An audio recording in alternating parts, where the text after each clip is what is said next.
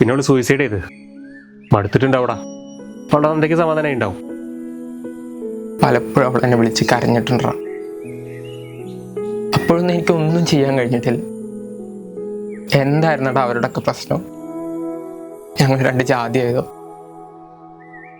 പിന്നെ നീയും പറഞ്ഞിട്ടില്ലേ അവളോട് സംസാരിക്കണ്ട, അവളുടെ ഫോൺ എടുക്കണ്ട എന്നൊക്കെ.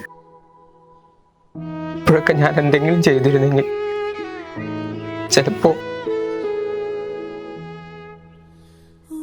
അവളെന്റെ കൂടെ തന്നെ കാണുമായിരുന്നു.